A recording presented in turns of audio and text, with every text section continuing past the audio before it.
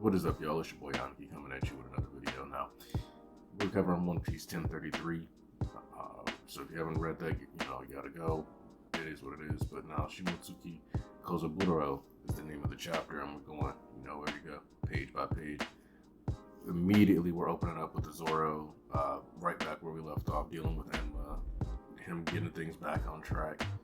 And the King looking like he's trying to exploit that for, a direct attack, only for him to be just setting up a counterattack. Quick action piece that I'm sure that with the way that the anime's been doing lately with some of these scenes, that they're gonna go and have a lot of fun with it, going towards this part of the story when it gets to these action sequences. Which, what I find interesting is about after the explosion, though, is that we get a cut back to Sanji versus Queen. And I think the whole premise of this is that King is smart enough that he is not going to blab to Zoro, this is how you defeat me, blah, blah, blah, I am this, that, and the other. Because right now, he's currently just enjoying himself and making fun of Zoro for the most part. So, it's kind of like Oda's giving us the information that we need to understand about King, but through Queen, because within the context of the story, King's character would not do that. While he has this goofy looking attack, he is not at all a goofy character. That's kind of what Oda is establishing with this dynamic here. Now, Queen rambling on to Sanji goes on to tell him that, oh yeah, King's a remnant of the extinct race, the Lunarians. And this has been a topic for a while now for a lot of people about whether or not Sanji and them are potentially made from Lunarian DNA. I think that would kind of explain their exoskeleton more than it just being something like, oh, they generate, iron bodies, but rather they've been describing it as iron bodies. But really what it is that they've mirrored some of the Lunarian features. If you think back to last week, for those of you who were actually here last week for the review discussing it, then you remember I talked about how King's durability, what we're going to be getting into is how the Lunarian race specifically is kind of built different, and how, since they mentioned them being able to survive in different environments with the red line being so high up, obviously be susceptible to high winds as well as cold, just different. So that might explain the actual fire on their back, and to deal with the cold of the high winds of the the top of the red line.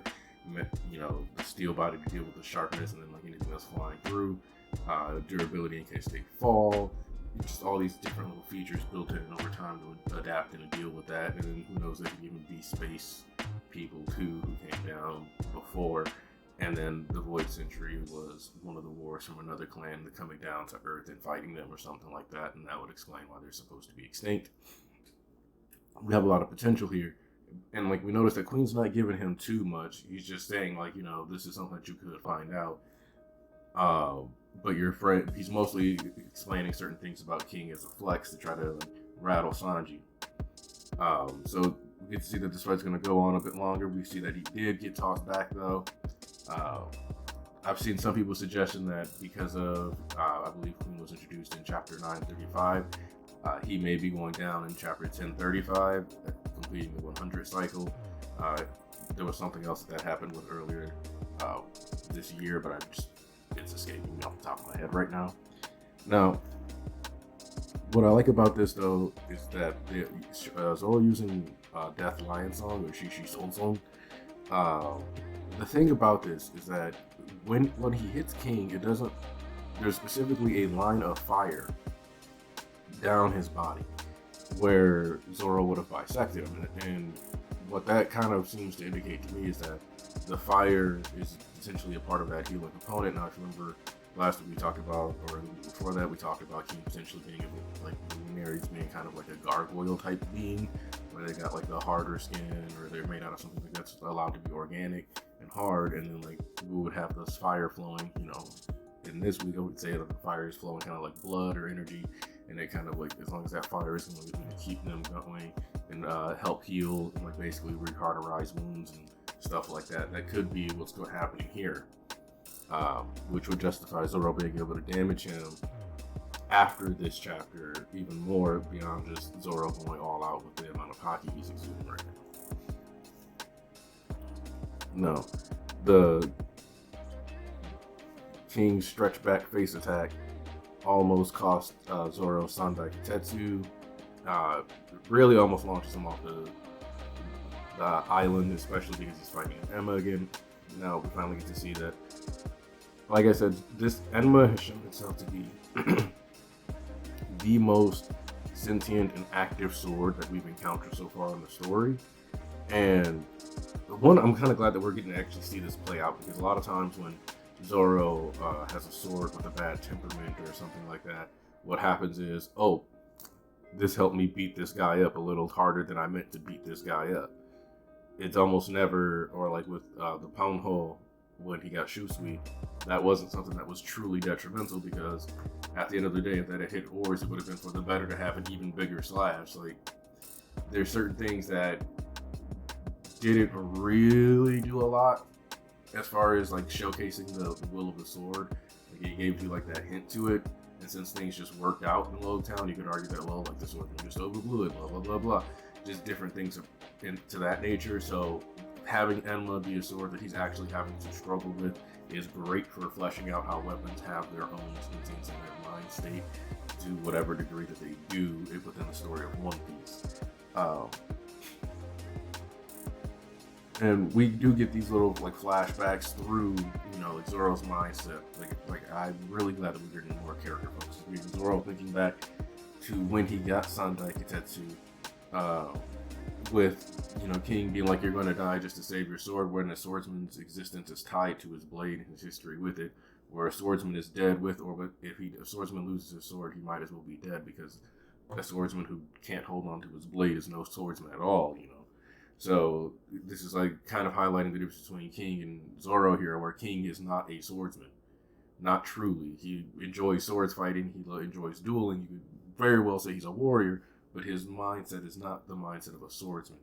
And it's why he even has to question it, or they use it as a leverage to talk crap. You know, we get the flashback with Wado Ichimonji, and we finally get Zoro thinking about Kuina, which I don't think we've seen since a Tashigi interaction. So at best, I think at Punk Hazard, maybe, which I don't remember Zoro and Tashigi having. I don't remember Zoro actually had any of those callbacks around Tashigi at Punk Hazard or not. So for me, it's like, even if he did, that's still, you know, 300-400 chapters removed from the story. Not getting a whole lot out of, you know, Zoro and Kuina and that history he's got with Wado Ichimonji, especially in this arc about swords. So it's good that we're finally getting this, you know, discussing that Wado was crafted by the same dude who made Enma, you know, establishing that Zoro hadn't thought about it just because he wasn't recontextualizing of his childhood, but now that he's sitting here struggling and thinking about why he values his swords and what he's been through, it's allowing him to actually think about the fact that Shimotsuki Kozugoro was from Wano and that their village had been established by pirates. These different details that have been clarified and hinted at throughout the story coming together to explain, like, okay, Zoro's finally thinking, wait, I've always had this connection to Enma, which means that this sword is just a masterpiece sword and it wants to do what it wants to do, and he needs to find a way to work with the sword to achieve that.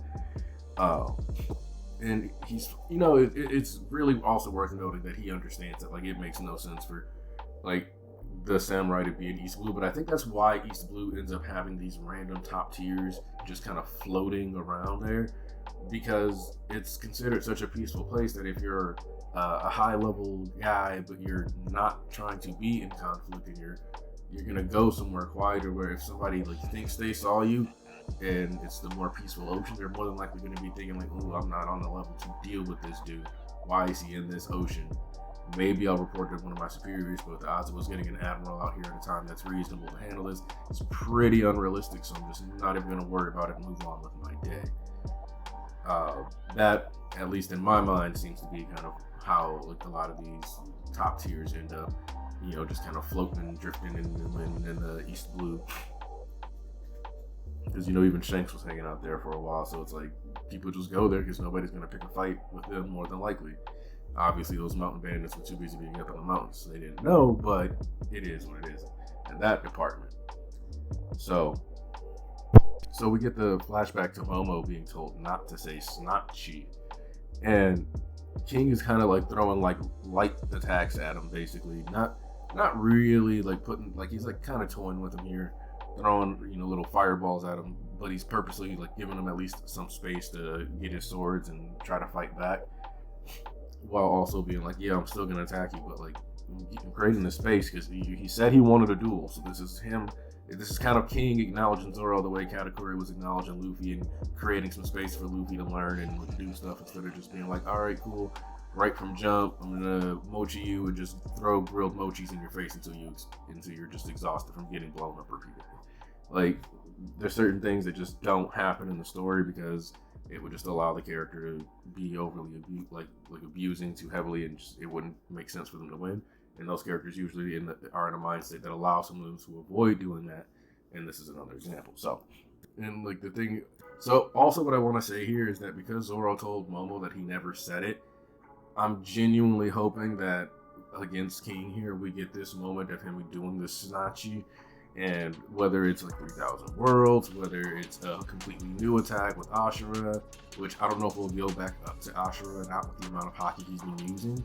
But at the same time, if we start seeing Zoro in the middle of this fight feeling echoes of pain, like I'm saying, okay, the medicine might be about to wear off, I need to finish this, then we could very well see him push it all the way up to Ashura, and we see some new version of it with like a slightly different design, maybe, because of the fact that, you know, based on what happens later in this chapter. So, us finally getting the design of Shimotsuki Kozaburo, and him basically establishing from rip that he's a wanted man, and definitely when they say like this village was founded by pirates, he's one of them. And because he says don't say like I'm a samurai because you'll get the navy summoned on me. And obviously, like, you could argue that that's just standard policy on illegal immigrants, but in this case, it's more than likely because he's a samurai from Wano. If you recall, Akainu was like, you know, we want to be careful going in there because of the power of the samurai of Wano. Heavily suggesting that the military and the Navy have dealt with samurais a couple times, a couple people. So it's not like only once in every 100 years a samurai leaves Wano. More than likely, there are Ronin or pirates who get washed up on their shores, and different Ronin decide to join because they've been disgraced or lost their lord or whatever the case may be. And so it's probably very, not necessarily a run-of-the-mill experience, but it's common enough that different samurai leave Wano realistically. At least before the past like 20 years where they were constantly being stripped of weapons and stuff like that by Orochi and Kaido and disarmed. So we get some of the stuff that like ties into what I said earlier about Enma, was discussing about the disposition of blades, how people often call it sword cursed because they can't tame it or they don't have the will to master it. This does kind of put like a special perspective on characters like Zoro and Law, because of the fact that there are named swords, but there's cursed blades, and not every named sword is considered a cursed blade. Like Shusui was not famed as a cursed blade, neither was like Sandai, not Sandai, Yubarashi. Yubarashi was not famed as a cursed blade. They're named, but Kikoku and Sandai Kitetsu and Nidai Kitetsu, they are graded or named blades, and they're considered cursed.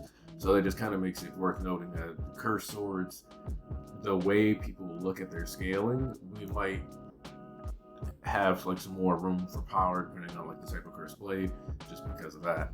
So that's kind of something that's worth noting, that it seems like cursed swords are actually swords with more soul, more power, which likely also means they have more affinity for hockey and things like that, just because they have more will, so they're willing to merge. So it just kind of seems like a cursed sword could potentially rival a supreme grade sword, so something like Sandai Kitetsu, so that could justify why Zoro's been able to keep it so long, and that it just wasn't officially graded, but it's, you know, still cursed. We can see like the curse may affect the quality of the blade, since we know that the will be completed can turn the blade black, which seems to help the hardness and stuff. And the fact that there's a will period within the sword should impact the strength and power level of it, so that can come into play too. As Enma coming to him, choosing to test him, and this being a chance for him to prove himself, and he is pondering how Oden used Enma like this, and he's realizing that Oden seemingly just gave Enma all the hockey it wanted. And this, it says actually like a ton about the freak that Oden was as a character. Um, because this effectively means that like 14-year-old Oden that we saw, or like 14 and 16, however old he was, I think he was barely 18. But when Oden was the age that Zoro is now, he was using Enma freely with no reservations. When Zoro, when he was 3 years younger than where Zoro is now, just as a way to kind of illustrate how powerful Oden actually was as a character before he even left Wano. So the Oden who fought Kaido very well could have been as strong as a Yonko, whilst just not being as strong as Kaido, or sorry, not Kaido, but like Roger or Whitebeard. There's more to it than there seems to be a lot more to how wild and crazy that Oden really was as a threat than we've really given him credit for, which the upside to that is that shows like there's a lot of growth potential for Zoro. Is that we would want him to at least be able to reach those heights, though he can also do feats or things that might complete Oden. Like if he does do enough damage to Kaido or help with defeating Kaido again and goes back up there for some reason, it's kind of risky with the drug whether or not he'll be able to. We'll see. But that could heavily impact how Zoro's sword and swordsmanship is impacted for the rest of the story. Now, one of the things that I think is worth noting here is that I think Zoro, in this moment, because it's worth noting, and like people have been talking about, well, if Zoro has King's Haki, then Mihawk has to have it. And I think Mihawk should have it. But I think narratively and writing-wise, it's now weird because of the fact that, and I made it a point to look at, some fanlations for it and the official for it. And chapter 1010, it's very clear that Zoro was not aware of actively using or having Conqueror's Haki, which somehow means that the entire time he was with Mihawk, it just was not active or available. I don't know what it was, but the odds of Mihawk not explaining to him that if he has Conquerors, he can do this and it should influence is very odd to me. And it kind of comes back to, especially because we see people discussing whether or not Rayleigh or Mihawk was a better trainer, and then when you have situations like this, it's hard to really justify that Mihawk pick because either he was incapable of detecting that Zoro had King's Haki, or it was just. But what I will say also is because I don't want to be completely harsh on Mihawk. I want to take some time to also give him a chance here. And when I look at characters like Crocodile, who we feel like was a little weaker during Alabasta than he was at Marineford, I think about how maybe after he lost to Whitebeard and he went back to the Grand Line because he left the New World, because he stopped being a player, even though he had this ambition, he didn't actually have the will to back it up, and maybe his Haki kind of sealed itself away and became less able to be tapped into properly. And once he had lost the Baroque works and was once again going to prison and having time to think and formulate plans and be a person who he was, and he grabbed Dad's bones and that was it, instead of these super scheming bounties, but actually getting by on his own strength.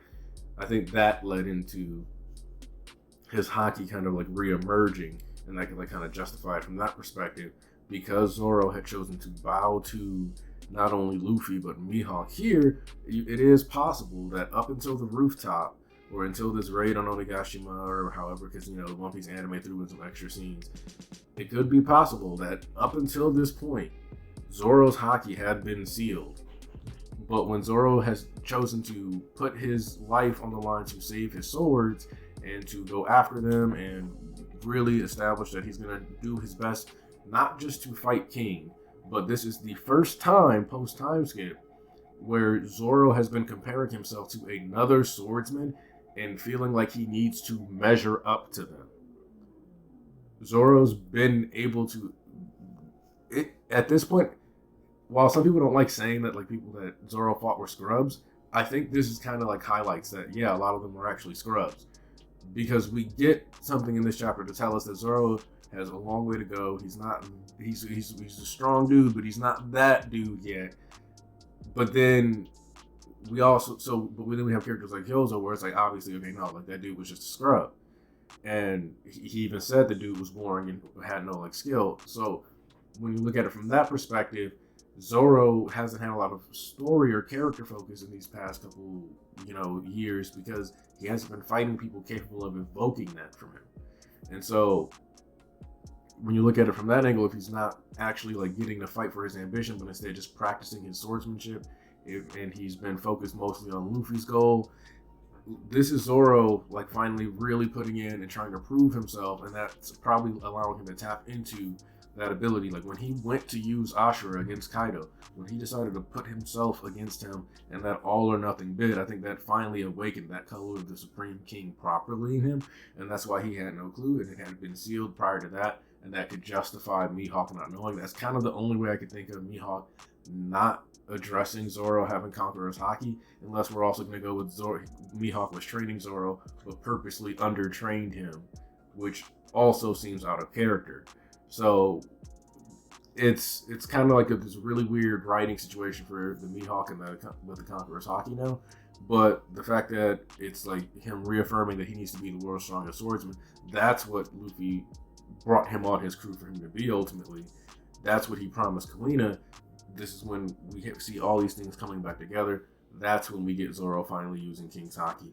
And that's when, and the thing is that whether he can use it on purpose or not is a whole other thing, because this may be the direct byproduct of all of his Haki and spirit being poured into these blades, where they're so Hakied up that his raw Haki is finally like getting released. And that's what it's allowing him to have like that feel, because if you remember, it was after Luffy fought Kaido and was rendered unconscious effectively that his spirit was still active and was able and like releasing bursts of Conqueror's Haki when the fodder got too close. So it's kind of similar. So it's just like it was like his Conqueror's Haki was just pouring out, and the same thing seems to be going on with Zoro here, where it's not even about deliberately using it or not. It's just about once you have a certain amount of like Haki output, it is what it is. It's like when we see those clashes when they both use armament, and all of a sudden just that giant burst of Conquerors goes off and knocks out all the fodder. It's like creating that effect, but just within yourself. So I'm excited to see where this is going to go. Let me know what you guys think, and I'm really glad that Zoro's gotten a proper like character-focused chapter. It's because it's been quite a while since we've gotten those. Let me know what you guys think. Aniki, out. I'll see you next Sunday for the Church of MHA, and if you want to watch an MHA review, I'll see you for that too. Bye.